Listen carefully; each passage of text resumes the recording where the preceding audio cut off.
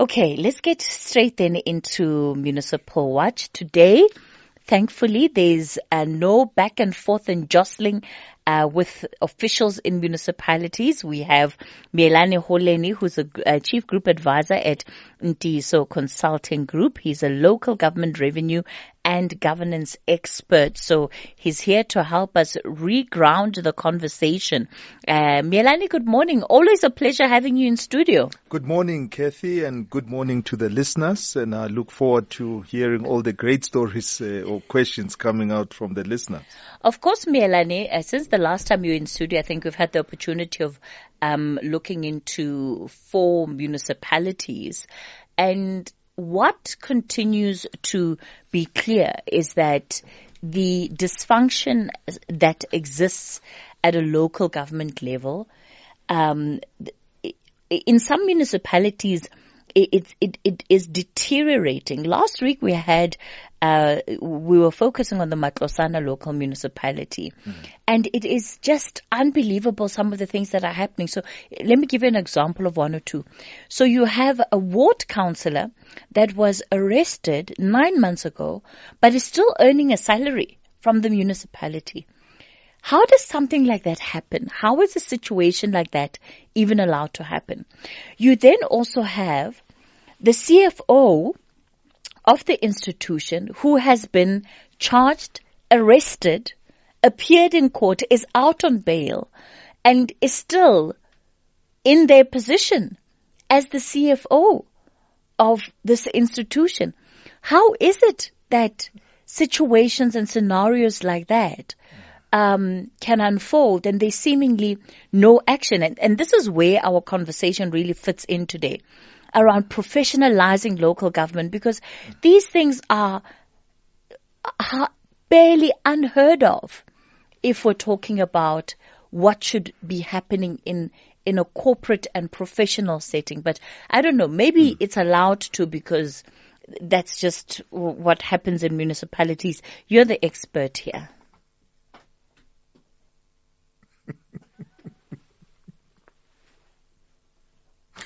Well, Kathy, I think that is a mouthful, and I think from where we stand, and I always would like to draw parallels, because an institution such as in the public sector, particularly in local government, I always refer to it as a business within government because of the functions that it has.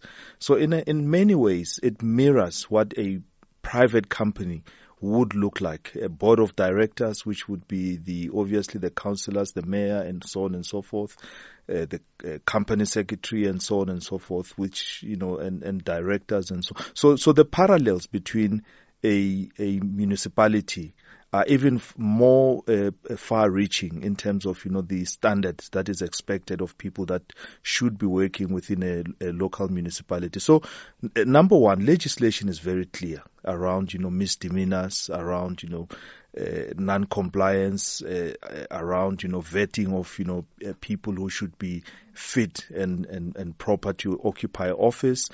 So some of those issues, I think, are issues that should not be even heard of because of the fact that legislation is clear, and there is a precedence that has been set over the years in terms of how a public official should carry themselves, how a political leader should carry themselves as well. So in terms of all of the prescripts, you can go into the Structures Act, you can go into the MFMA, you can go into all of the statutes emanating from the Constitution.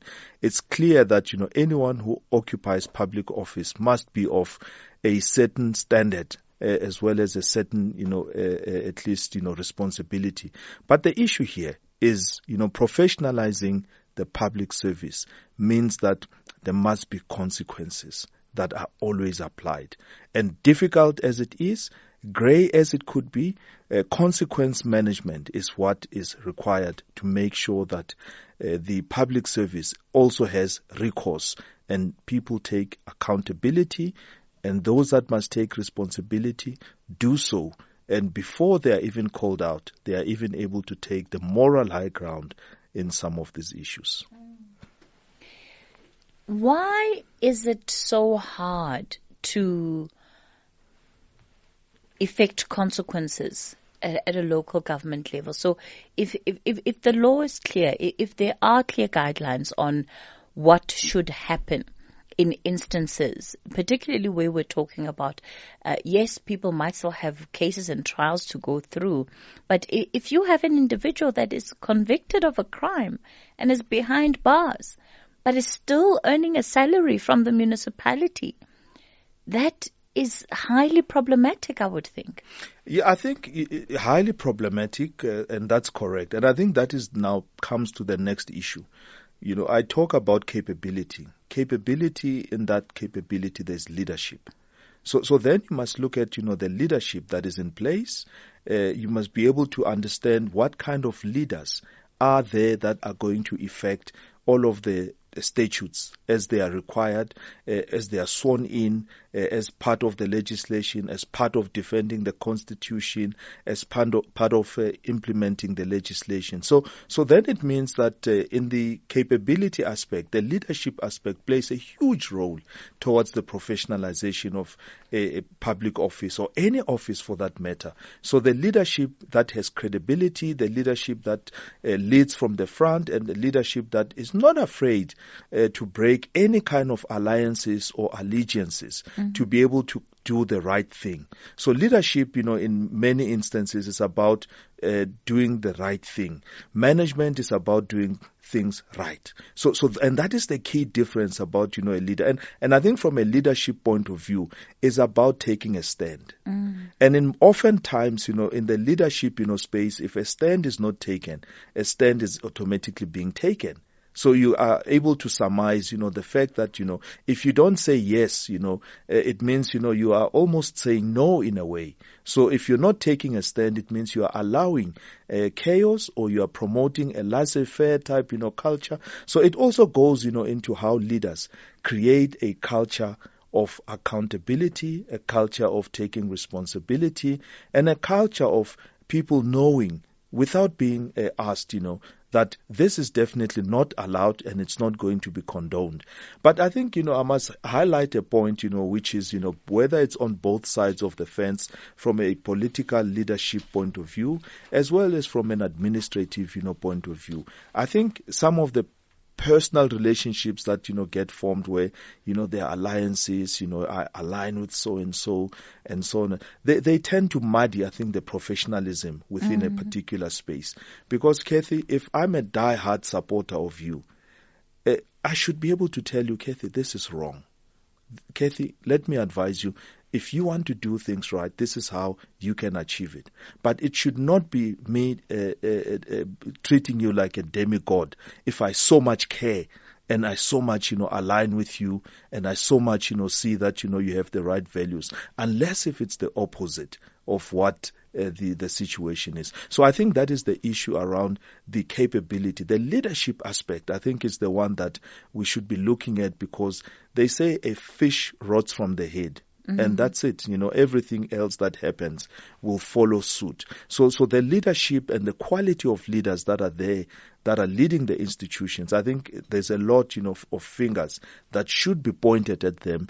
And this is now an opportunity for them to take a stand. And some of, if they take a stand, it may be for difficult issues. And to be a leader, you're not elected to deal with simple issues. You are elected to deal with very difficult issues, which may be gray at times, which may be legal at times, which may be moral, which may be, all of those aspects, that, build and engender a public service that, will then take a cue as to how things, flow from there. Miyelani, if we look at just how relationships have unfolded at a local government level, it has lended itself to very much being about allegiances, to it very much being about loyalty, right? Because if we look at even the processes of who becomes mayor, who doesn't become mayor, who becomes municipal manager, who becomes CFO, all of it now seems to fall along lines of patronage and how we know that we have people in the system that are lined up who are going to serve our interests, whoever our might be in this instance.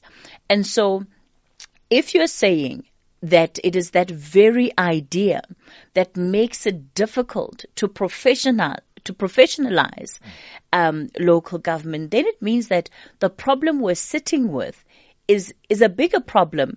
But then it's also not just an institutional problem; it's a political problem.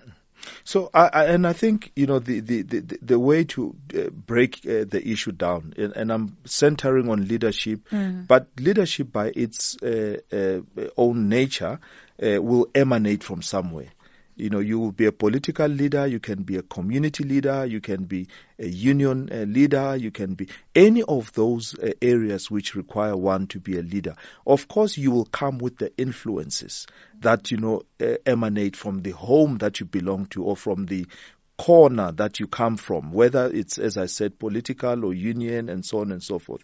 Those tend to permeate. So I think then for us is the question that says, what of the manifesto that is put up by the political parties? Is that not the standard that is supposed to be guiding each and everyone in terms of how they should discharge their duties? What of when you get sworn in and you make, those promises, are those not at least the standards that you must always remember whenever you have to make, decisions? So here I'm saying, in an institution, to quarantine all of the other external factors, there are internal as well as, guiding documents or guiding policies that each and everyone should be able to say, hang on, I come from a union, a political party, or a community-based, organization, but I am coming into an institution that must be quarantined of all of the influences that I have. Yes, the fact that, we have put up, a particular line of wanting to contribute to developing the municipality is understood. But the way then the decorum of it, the practices of it, you want to create then an environment that accommodates and ties up each and every one of the people there. And that's why, for instance, as I emphasize the issue of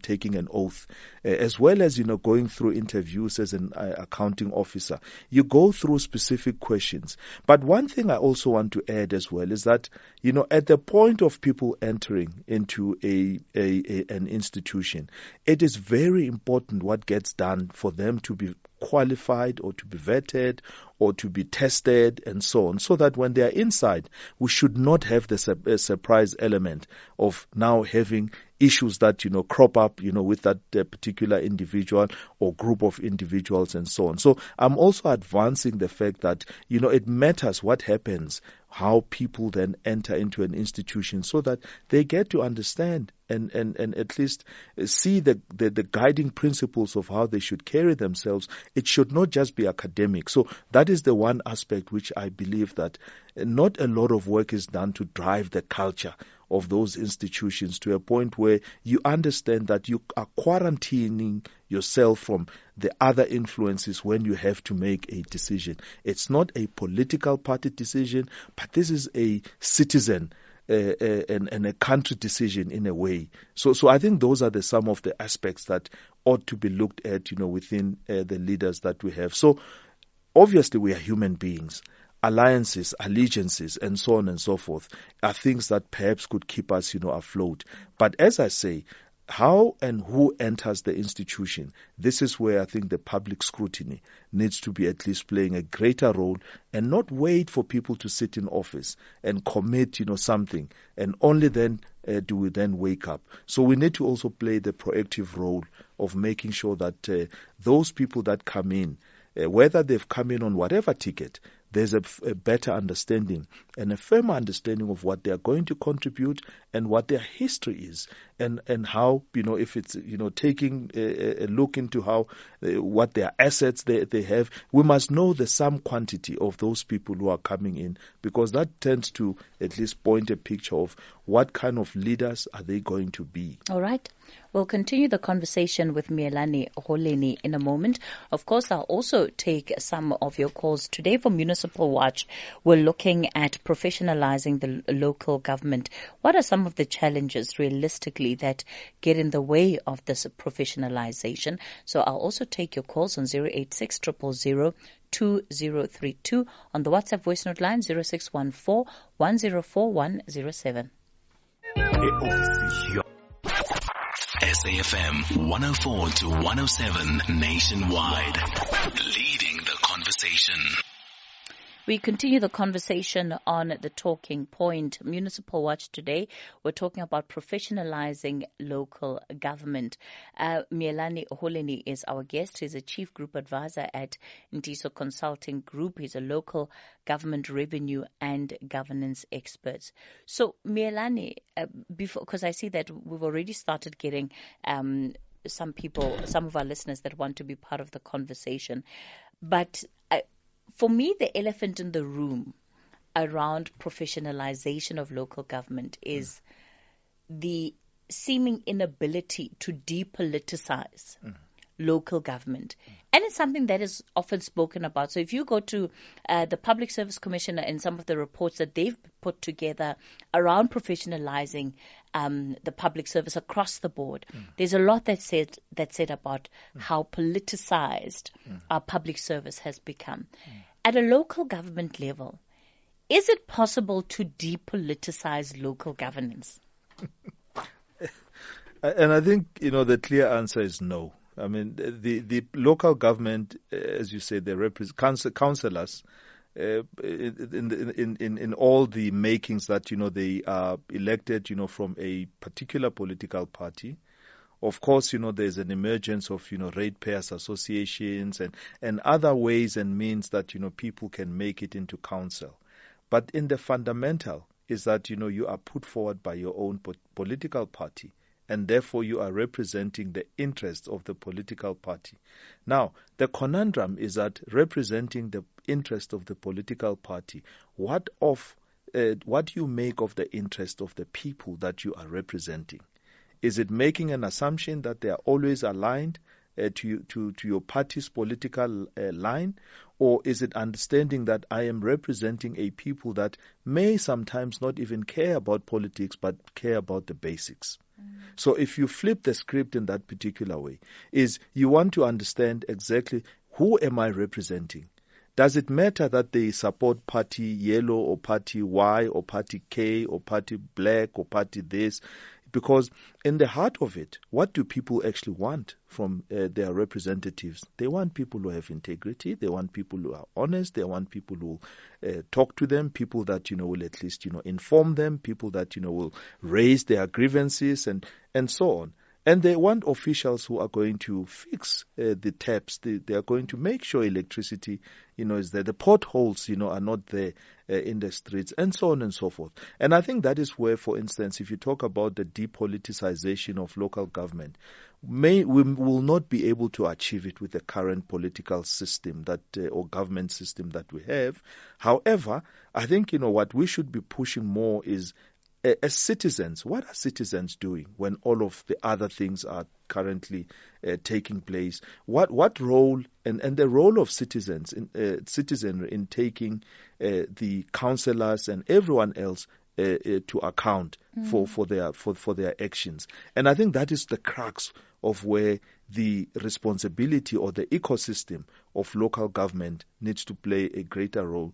You have one aspect which is dominating or seem to be dominating, and you have the other aspects of the citizenry which have perhaps thrown in the towel or are not participating in the way that they should be participating. Do you think that the involvement of citizens in what is happening, in discussions in their municipalities, do you think that would radically change how the politicization in the administration currently plays out? So if you had citizens that were more involved, that did attend IDP meetings, that did hold officials to account, more than what we see right now, because what's happening now is that things go wrong, and then you see the response from citizens. But there isn't that commitment to say that we're going to start with the process, stay with it, so that there isn't even room for things to go wrong in the way that they do right now. So how things should be happening currently is that the local government system allows for representatives and a wide variety of representatives, not only political. I think that's the point I will emphasize. It also allows for as well the royal leadership to form part and parcel of some of the committees that are going to play a role within council. We also then have in the ward, where the ward councillor must be able to have people or a committee that they are able to function through and have that committee of diverse people that are going to play a role in shaping and in guiding and in supporting or in pushing some of the issues within there. So the system of representation is supposed to be that diverse. And those voices with their own diversity should also find expression.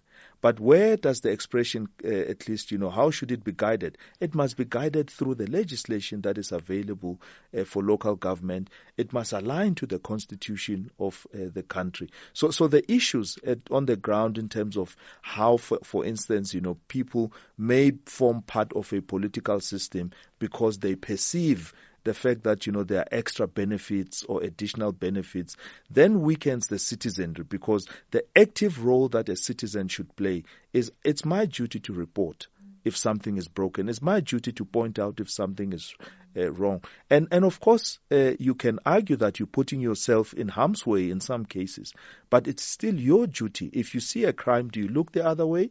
Because that crime is something that, is not something, it's something that, may impact you or impact, people around you. So I think the active citizenry role is one that should be taken up more and more, even beyond the boundaries of the political or so civil society should be playing a greater role. To be able to raise, some of the issues, and to raise in some cases just a level of debate, because that is what is actually required. We want to do this and X, Y, Z. Let's shape and add, to what, should be a resolution that is taken within council, and we can track that particular resolution to the point where it's implemented to the letter and to the spirit of what will then benefit the entire society. I really I like what you said about the involvement of civil society and individuals that have really given themselves time to understand processes, to also come in and raise the level of debate and raise the level of conversation. Because sometimes the bar is so low and it is allowed to be there that the things that municipalities and residents are fighting over are actually fundamentals that should be provided, that it's even a topic of conversation is the problem. Absolutely. And I think for that sort of role, and we in some of, when the local government was coming in, we would have people who were former teachers, former principals, somewhere in the religious, fraternity, and so on and so forth. And what the key issue or the differentiator with that crop of people who are coming in is that they came with an influence that perhaps comes from maybe the education that, they've had, or the areas where they have been, where at least, they've been able to learn some kind of, a skill that, they can contribute, and so on. So I think what civil society brings is the diverse skills which people have. Because in a ward, you will have attorneys, you will have, finance people, you will have, various people that you will have engineers as well that are not necessarily working within a local government. And I think the skill of any ward councillor would be to draw on the expertise of the people that live within that particular ward, to be able to drive, some of, the agenda. So, and I'm saying, yes, you need to have the kind of and the level of education that is required for you to be able to lead. But you don't have to be a know-it-all. You don't have to be an engineer, a teacher, and a finance person and this. But if you are able to then create a bench of people who are going to give you the sound advice that you require. At times, you may come with, documents that, require, comments for you to prepare notes to comment, in council. Why don't you get someone who is an attorney who is willing to play a role to at least break it down so that you understand, some of the implications. And that is in no way taking away from the intellect of a leader. I think a leader is a person that must be able to draw on the wide and diverse experience of various people. And that is the role of civil society. All right. That, they can support, the structures of councillors, they can support, the council itself and the municipality, where, for instance, it requires the sound advice that it would have to pay perhaps a lot of money to be able to access that sort of advice. All right, I'm going to start bringing in some of our listeners into this conversation. I want to kick it off with Anonymous. Anonymous, I understand you are a municipal employee. Good morning. Good morning, Kathy. Yes, I am. All right. Kathy, honesty, integrity, upholding professional values is career limiting in the space. It's career limiting in the space, and there can be no solution for what is happening in municipalities unless you fix the political wing of the thing. Political parties are now choosing the lowest in our bar of qualifications and understanding. And this is where the problem is, because these lowest are being used to achieve certain agendas.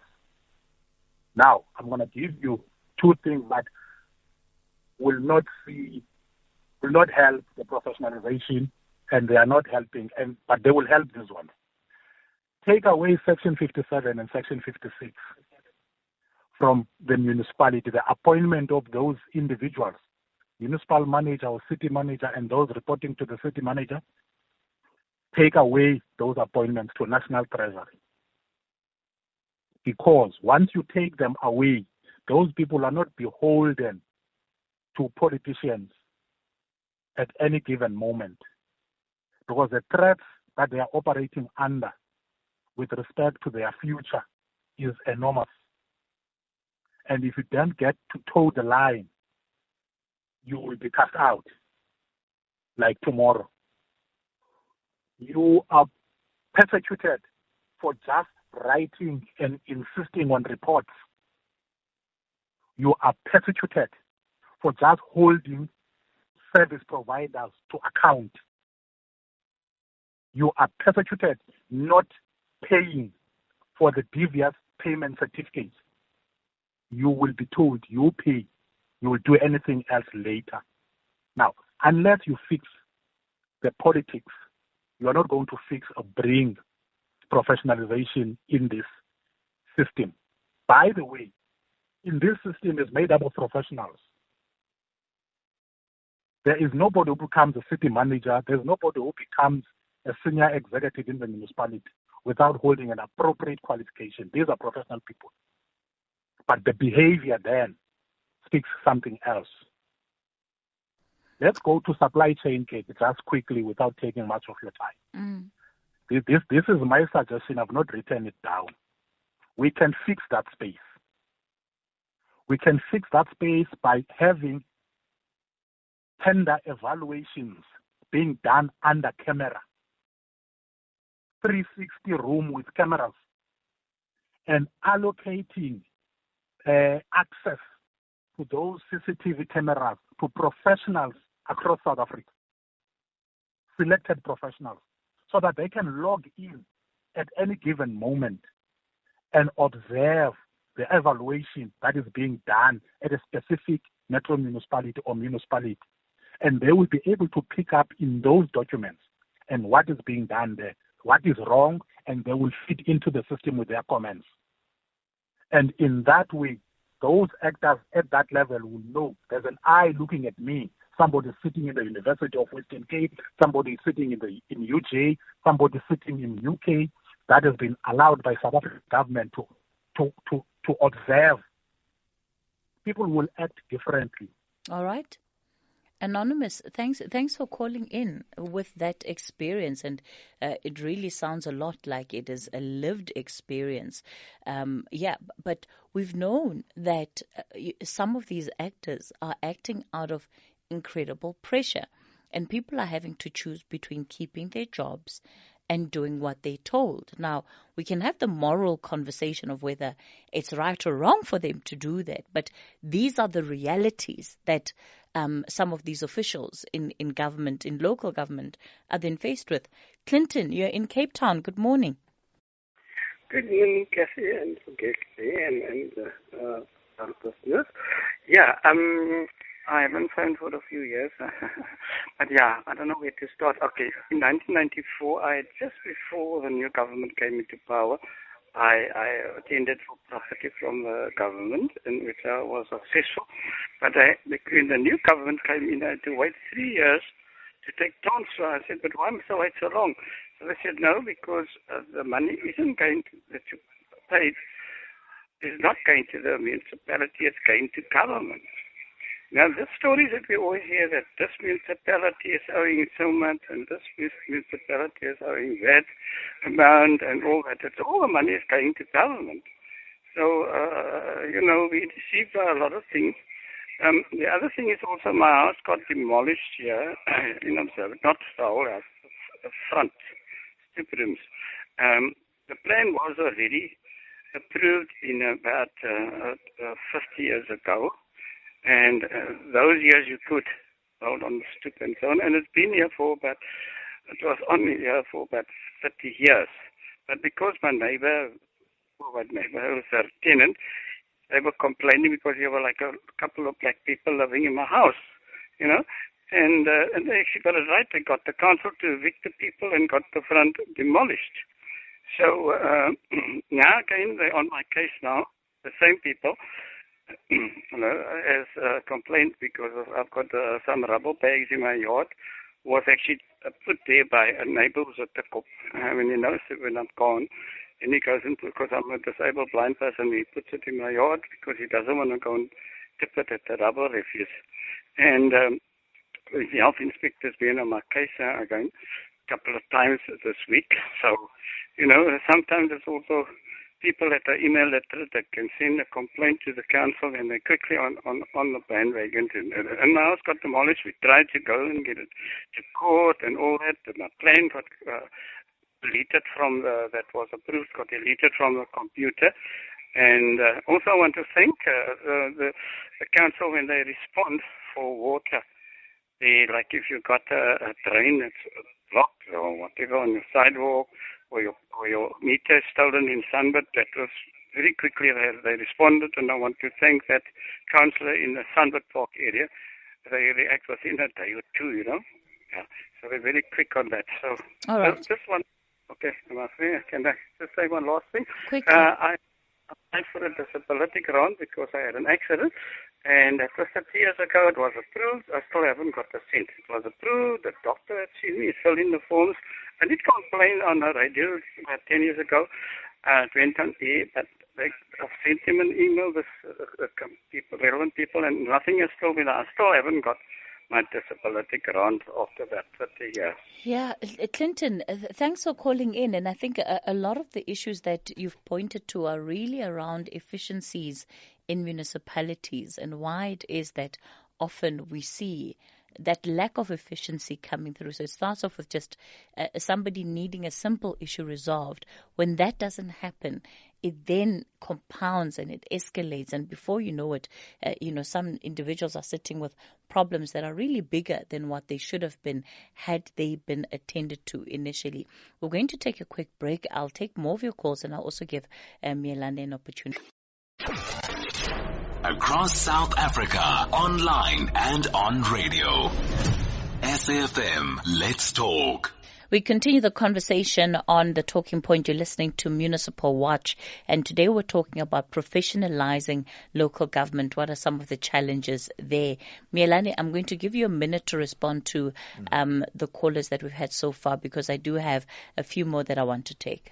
Yeah, so I think the issue around, the taking the Section 56 and 57 appointments to National Treasury, I think there's something there that, ought to be looked at, because, whenever, in fact, let me just say you have two governments, if you want, or systems in government. You have those that are covered by the Public Service Commission, and then you have local government, which is not part of, the Public Service Commission. So if you want one government, you want to have, at least, the same policies, principles, procedures, vetting, and all of those things that, should at least be happening at that sort of level. And I think that's maybe the crux of what we're saying. Local government is then left, to, yes, it's autonomous, but, there are things that, when you're talking about government should be one government. If, to be employed in government, there is, I think, Z83 form, for instance, in the municipalities, different. So I think we're talking about, even getting the system of how you employ people into the public service, regardless of whether you end up at a province or you'll end up at a national or you'll end up at, municipality. That standard should be the same. And I think that is what, perhaps I can add, to some of, the things that, were being said. Secondly, National Treasury has put out transversal tenders. And transversal tenders are, for instance, we see that, the provision of, water bottles in a, people bring a water bottle at 50 rand, for a 500 ml bottle.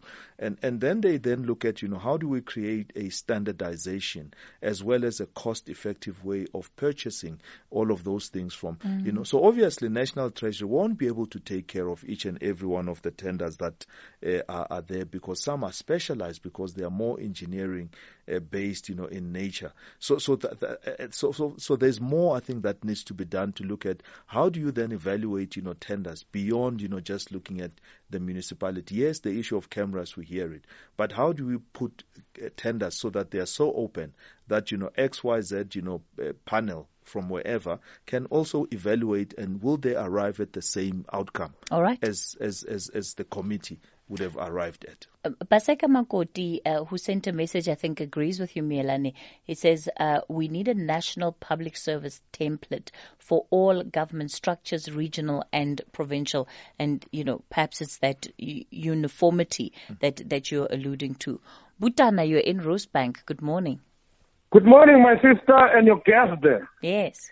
We must forget professionalizing local government with thieves and people that are planted there, crooks, with the intention to collapse government.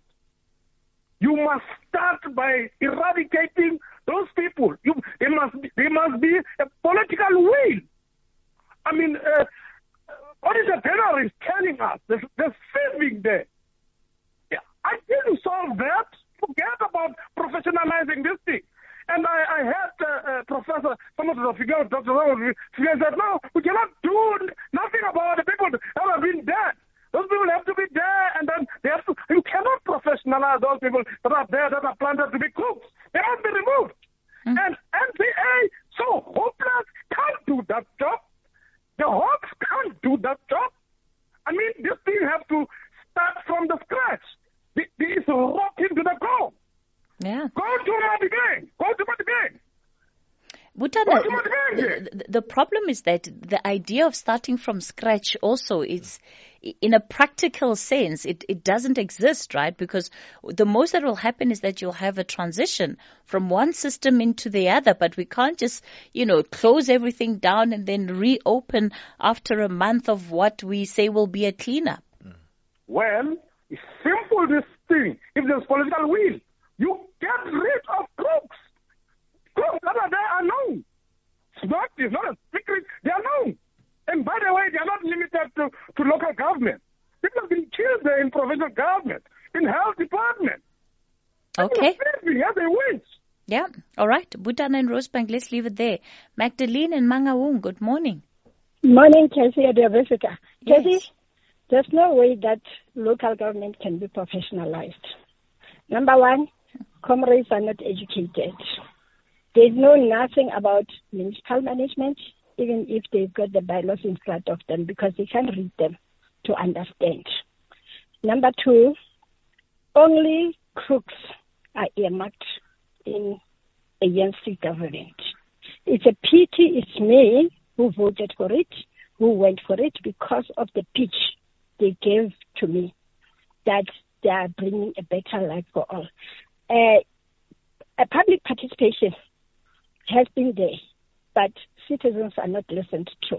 Even here on SAFM has been our platform to say this is our government, whereby we are going to put our voices so that we can be heard. They've been listening, they heard, but they've got nothing to do with it because they don't have interest in it.